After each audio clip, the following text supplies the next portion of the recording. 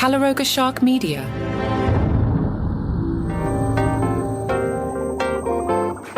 Hi, I'm Johnny Mac with your daily comedy news, a daily briefing on stand-up comedy, comedians in the comedy industry, which is something you would say to train the Spotify algorithm, but we don't have time for that because Nikki Glaser is hosting the Golden Globes on Sunday, and I'll tell you right this, the industry has decided they love Nikki Glaser. As I was going through the press, all the mainstream sites have decided we love Nikki Glaser. She's getting nothing but rave reviews. Nikki Glaser said she's struggling to find a joke about Julia Roberts for the telecast. Glaser was on a conference call and said, she's been the toughest nut to crack, but I'm going to crack it. I want to do the perfect joke, but it's like people don't have a sense of humor about Julia Roberts. She'll be fine. Other people are not fine on her behalf. Like the most innocent joke about her that I made a couple times trying it out, they booed. They were jeering. So I have some advice for Nikki Glaser. She doesn't need my help, but when you're hosting the Golden Globes, here's what you don't want to do. You don't want to, see Julia Roberts in the audience and go, as you know, we came on after an NFL doubleheader. The big difference between the NFL and the Golden Globes is we have fewer pictures of Julia Roberts. You don't want to do that. That won't go over well. Don't do that.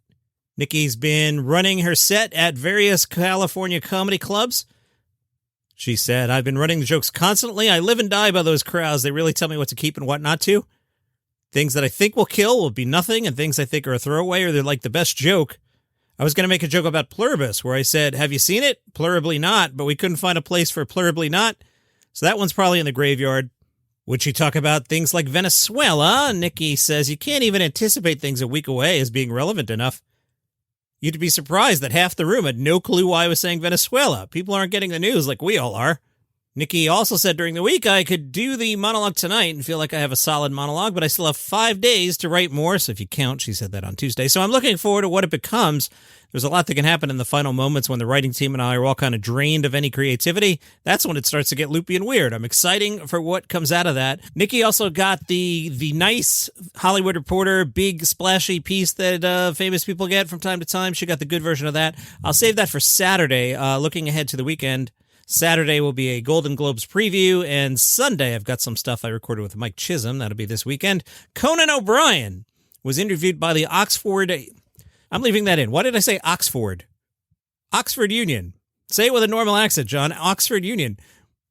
Anyway, he was interviewed for an hour by the Oxford Union. You'll find it on YouTube. He was asked about political comedy. Conan O'Brien said, some comics go the route of, I'm just going to say F Trump all the time, or that's their comedy. And I think, well, now you're being co-opted because you're so angry. You've been lulled. It's like a siren leading you into the rocks. You've been lulled into just saying F Trump, F Trump, F Trump. Screw this guy. And I think now you've put down your best weapon, which is being funny, and you've exchanged it for anger.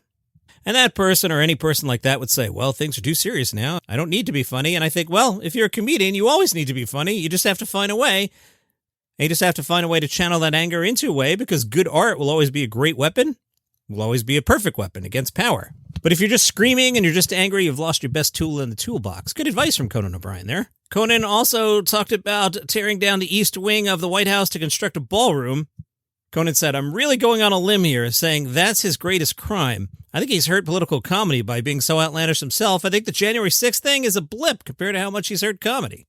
Marcello Hernandez has a new special on Netflix. Did you watch it? It's called American Boy, which reminds me, I prepped this whole show for over an hour, and not one Marcello article came up without me Googling him. I did find this review I was about to roll into, and that reminded me, oh yeah, let's see if there's any interviews with this guy. No, he did no press. Isn't that weird? Very strange. Also strange that Netflix released a special on a Wednesday, not a Tuesday. The Daily Beast, they watched Marcello Hernandez's American Boy. Let me lead with their last sentence before I read the review. They say, if you're one of the many SNL fans who believe that Hernandez lacks comedic range, you know the type. His debut Netflix special probably won't change your mind. Oh, that excites me to watch this. If you're a new listener, I might have mentioned once or twice that Marcello Hernandez does one thing. He does one thing well, but he does one thing. That thing is Domingo. And I guess lately we're giving him credit for a half-ass Sebastian Maniscalco impression. If you like half-ass impressions, you've come to the right podcast, I'll tell you that much. All right, so I'm scrolling down this review here, and all they're doing is quoting his jokes. I mean, what would be worse than me secondhand telling Marcello Hernandez jokes? There's no way that's going to be interesting. So you watch the special, and we'll let Marcello Hernandez tell his own jokes. The Daily Beast writes, most notable in American Boy are the connections to Hernandez's recurring protective mom sketch, which joked about Latina moms not sympathizing with or believing their kids' mental health problems. Ultimately, American Boy makes for a fun introduction to Hernandez's comedy for those who don't regularly watch SNL. Sounds like it does one thing and does one thing well. Bowen Yang was on his own podcast, Las Culturistas, and explained his decision to leave SNL. Bowen said, "The current entertainment ecosystem is so turbulent that people have completely valid reasons for staying longer, and in a lot of cases don't have the privilege of staying as long as they would have liked to. I have this very beautiful thing where I got to say that I stayed on exactly as long as I wanted to. I was maybe unsure about going back in the summer, and I'm so glad I did." Now, Yang talked about criticisms that he has no range. I've never seen such criticism, and I'm like, what are you talking about? Who says Bowen Yang doesn't have range? Yang said, "I feel like I was really bogged down the entire time I was there about the idea that there was no range in anything I did. I knew I was never going to play the dad. I was never going to play the generic thing in sketches. It's a sketch show. Each thing is like 4 minutes long.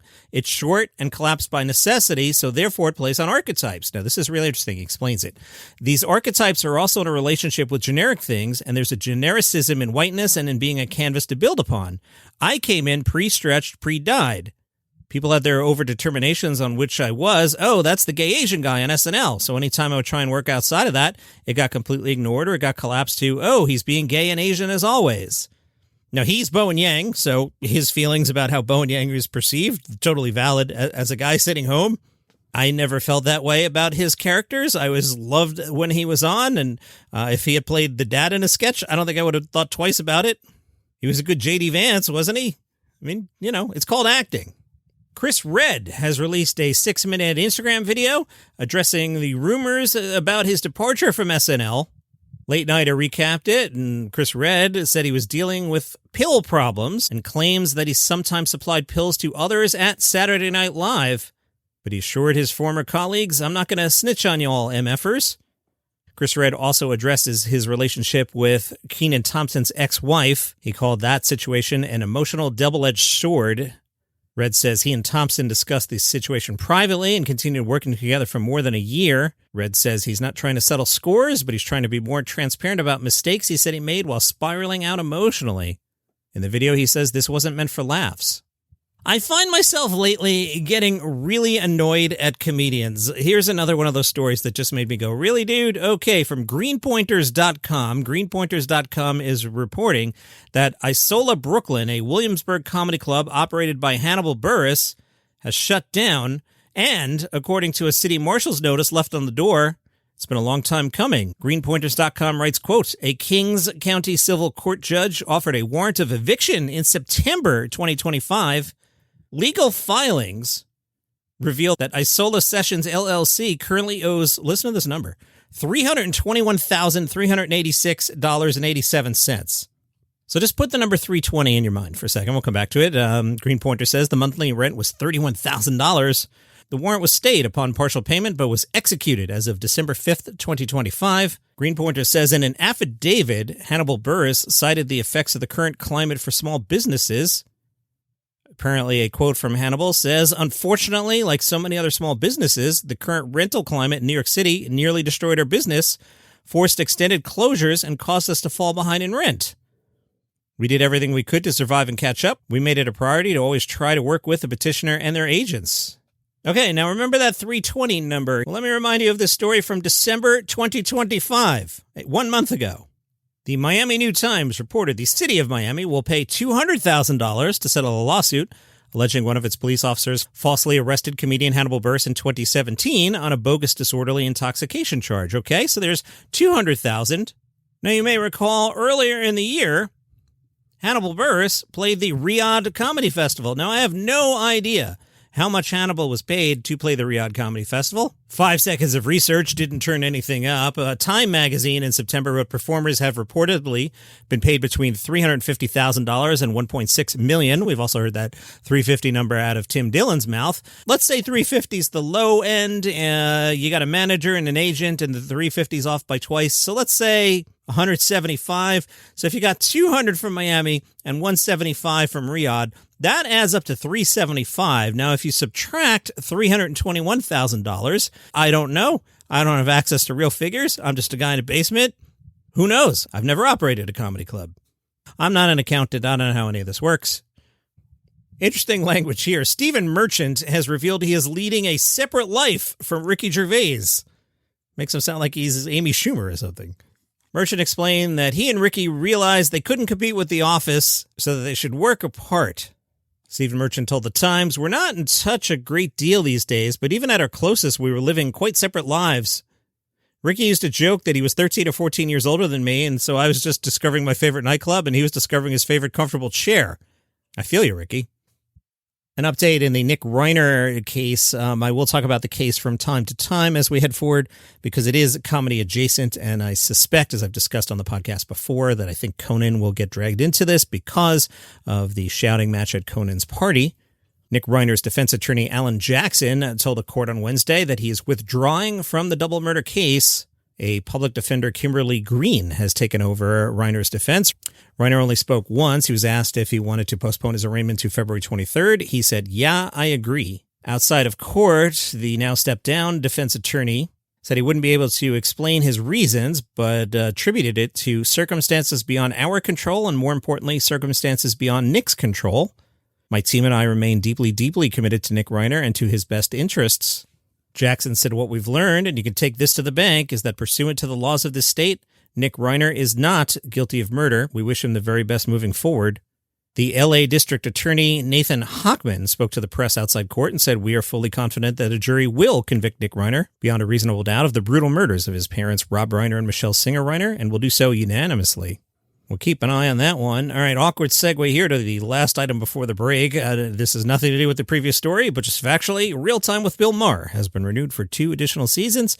That'll keep Real Time with Bill Maher on HBO through 2028. And depending on how the landscape goes, that's kind of around when Seth Meyers' contract expires and Colbert will be gone. And there's rumors that Kimmel's done in 2027.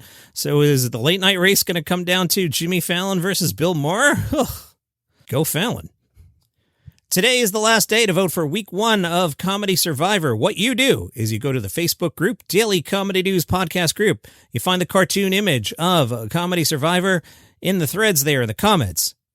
You write down the name of who you want voted off. You're voting people off. You're not telling us who your favorite is. You're voting people off. It's Comedy Survivor. You know how this works. Today's the last day to vote. On Monday, I'll do a bonus episode at noon Eastern. That'll be a separate episode from the main episode. Monday morning will be Golden Globes recap. And then Monday at noon, Survivor Week 1 results and some analysis as we head into Week 2, Comedy Survivor.